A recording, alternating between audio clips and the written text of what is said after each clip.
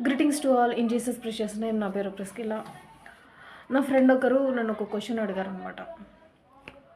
మీరు ఎందుకు good Friday అని జరుపుకుంటున్నారు? యేసుక్రీస్తు ప్రభువారు ఏదో తప్పు చేస్తుంటారు, అందుకే రోమా సామ్రాజ్యం అంత ఘోరంగా కొరడాలతో కొట్టించి అవమానించి సిలువెక్కించారు. అట్లాంటి ఒక ఖైదీని మీరు దేవుడిగా కొలుస్తున్నారు. ఇప్పుడు అటువంటి వారిని మీరు జ్ఞాపకం చేసుకుంటున్నారు గుడ్ ఫ్రైడే రోజు. Why are you people are dumb అని అన్నారు. That's a interesting question and correct question. Thank you for asking your question అని చెప్పి నేను ఆన్సర్ చేయడం మొదలుపెట్టాను. సి, ఇటువంటి క్వశ్చన్ మీకు కానీ ఎదురైతే మీరేం చేస్తారు? సో అదొకటి ఆలోచించండి. మనం ఇప్పుడు ఆన్సర్లోకి వెళ్ళిపోదాం. వాట్స్ ద ఆన్సర్ ఈజ్, నేను ఒక 3 రిఫరెన్స్ చూపిస్తాను. 3 రెఫరెన్స్, 1 ఇంగ్లీష్ రెఫరెన్స్ చూపిస్తాను, మిగతావి 2 తెలుగు రిఫరెన్స్ చూపిస్తాను. మీకు ఈ 3 రిఫరెన్సెస్లో ఈజీగా అర్థమైపోయింది ఆన్సర్ ఏంటో. Here we go. The first reference మత్తయి సువార్త 26వ అధ్యాయము 3వ వచనం. మత్తయి సువార్త 26వ అధ్యాయము 3వ వచనం. ఆ సమయమున ప్రధాన యాజకులను ప్రజల పెద్దలను కయప అను ప్రధాన యాజకుని మందిరంలోనికి కూడి వచ్చి యేసును మాయోపాయముల చేత పట్టుకొని చంపవలెనని ఏకమై ఆలోచన చేసిరి. ప్రధాన యాజకులను ప్రజల పెద్దలను వీరందరూ కలిసి కయప అనేటువంటి ఒక అధికారి యొక్క మందిరంలో ఒక మీటింగ్ వేశారు. ఏమిటా మీటింగ్? యేసుక్రీస్తు ప్రభువారిని మాయోపాయముల చేత పట్టుకోవాలి అని చెప్పి. What is this meaning of మాయోపాయములు? ఈ మాయోపాయములు అనే దాన్ని మీనింగ్ మనకి ఇంకా బాగా అర్థం అవడానికి మనం ఇంగ్లీష్ బైబిల్లోకి వెళ్దాం. ఓకే, ఇంగ్లీష్ బైబిల్లోకి వెళ్ళి సేమ్ ఇంగ్లీష్ రిఫరెన్స్ ఎలా ఉందో చూద్దాం. ఇంగ్లీష్ బైబిల్లో మాథ్యూ చాప్టర్ 26 వర్సెస్ 2, 3, 4.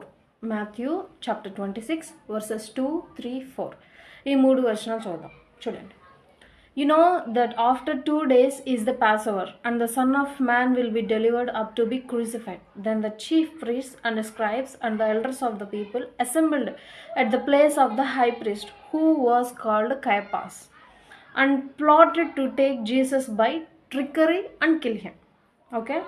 వారు ఏమనుకుంటారు అని అంటే, త్వరలో మనకి పస్క పండుగ రాబోతుంది. ఆ పండుగ టైంలో కనుక మనం ఇలాంటి చంపటం అలాంటివి పెడితే గొడవలు అయిపోతాయి కాబట్టి ముందే చంపేయాలి.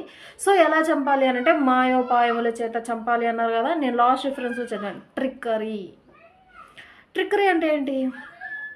ఈజీగా అర్థమయ్యే విధంగా మీకు చెప్పాలి అని అంటే ఫ్రాడ్. ఒక మనిషిని ఫ్రాడ్ చేసి ఆ మనిషి మీద అబద్ధపు నేరాలు మోపి చంపటం. ఇంకొక రిఫరెన్స్ చూపిస్తాను. ఈ రిఫరెన్స్తో మీకు క్లియర్గా అర్థమైపోయింది ఆన్సర్ ఏంటో. ద థర్డ్ రిఫరెన్స్ ఈజ్ మత్తయి సువార్త 27వ అధ్యాయము 18వ వచనం చదువు. అంటే 18వ వచనం లాస్ట్లో ఉంటుంది. సో ఫస్ట్ నుండి చదివితే మీకు కొంచెం అర్థమైంది.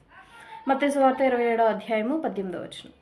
కాబట్టి జనులు కూడి వచ్చినప్పుడు పిలాతు, నేనెవరిని విడుదల చేయవలనని మీరు కోరుచున్నారు? బరబ్బానా లేక క్రీస్తు అనబడిన యేసునా అని వారిని అడిగాను. జనాలను, అక్కడ ఉన్నటువంటి ప్రజలను అడుగుతున్నారు పొంతు పిలాతు గారు.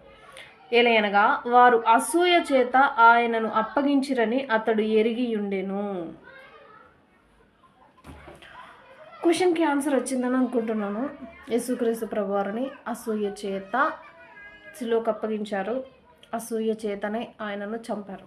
ఆయనలో ఏ దోషము లేదు, ఏ పాపము లేదు, ఆయన నిర్దోషి అని చెప్పి పొంతు పిలాతు గారు తర్వాత రిఫరెన్సెస్లో కూడా అంటూ ఉంటారు. సో కాబట్టి బైబిల్లో యేసుక్రీస్తు ప్రభువారి గురించి ఒక మాట, ఈయన పరిశుద్ధుడు. యేసుక్రీస్తు ప్రభువారు ఒక సంఘటనలు చెప్తా ఉంటారు, మీలో ఎవరైనా నాలో దోషం ఉంది అని చెప్పి చూపగలరా అని చెప్పి సవాల్ విసురుతారు అనమాట. అటువంటి విధంగా మనము చేయలేం, నేను చేయలేను, మీరు చేయలేరు.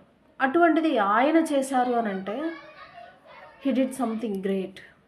ఆయన ఏదో గొప్పగా చేశారు. 33.5 సంవత్సరాల్లో ఆయన జీవితకాలంలో ఆయనలో ఏ దోషమును ఏ తప్పును మనము ఎంచలేము, ఎవ్వరూ ఎంచలేరు. So read the Bible carefully and క్వశ్చన్కి ఆన్సర్ దొరికిందని అనుకుంటున్నాను. మీ అందరికీ అర్థమైందని చెప్పి నేను భావిస్తూ ఉన్నాను.